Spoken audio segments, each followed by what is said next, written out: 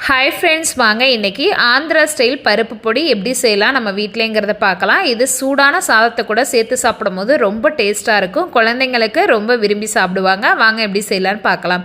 1 cup துவரம்பருப்பு எடுத்திருக்கேன். இதை அப்படியே நம்ம ஆட் பண்ணிக்கலாம். இப்போ நான் மண்சட்டியில் சேர்த்து இது எண்ணெய் சேர்க்காமல் நல்லா இந்த மாதிரி வறுத்து விட்டுக்கலாம். நல்லா சூடு ஏறின பிறகு இதை மாதிரி கிளறி கொடுங்க. அடி பிடிச்சிடக்கூடாது, கருகிடக்கூடாது.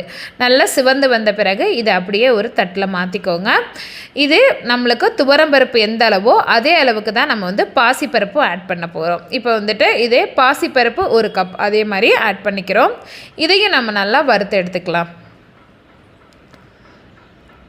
கைவிடாமல் கிளறி கொடுங்க. இந்த மாதிரி கிளறி கொடுத்த பிறகு பருப்பு அப்படியே சிவந்து வரும். நல்லா சிவந்து நல்ல வாசனை வந்த பிறகு எடுத்து இதையும் ஒரு தட்டில் நீங்கள் சேர்த்துக்கோங்க.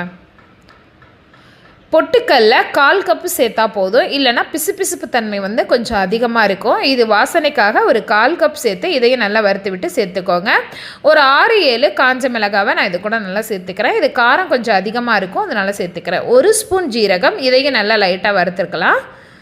1 ஸ்பூன் மிளகு, இதையும் நல்லா சேர்த்து வறுத்துக்குங்க. அப்படியே எதுவுமே எண்ணெய் சேர்க்காம தான் நம்ம வறுக்கிறோம். வறுத்துட்டு அதை அப்படியே நம்ம இதை சேர்த்துக்கலாம்.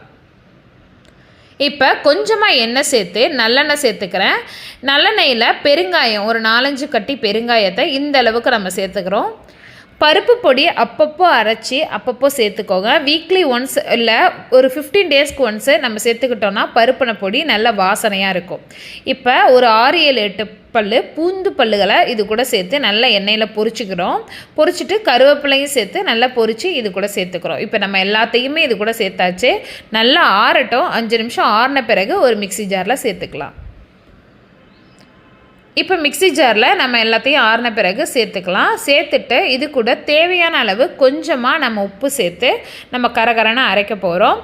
இப்போ இந்த மாதிரி பருப்பு பொடி நீங்கள் அரைக்கும் போது அதிகமாக அரைச்சி நீங்கள் ஸ்டோர் பண்ணி வச்சுக்காமல் கம்மியாக ஒரு மாதத்துக்கு மட்டும் நீங்கள் இந்த மாதிரி அரைச்சி ஸ்டோர் பண்ணி வச்சுக்கோங்க.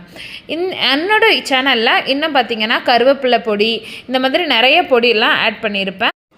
அதையும் நீங்கள் உங்கள் வீட்டில் ட்ரை பண்ணி பாருங்கள். மறக்காமல் இந்த சேனல் ரெசிபிஸ் பிடிச்சிருந்துச்சுன்னா இலக்கியா ஸ்விம் டாக் சேனலை சப்ஸ்கிரைப் பண்ணி வச்சுக்கோங்க. ஆல் நோட்டிஃபிகேஷன் எனேபிள் பண்ணி வச்சுக்கோங்க. Thank you friends.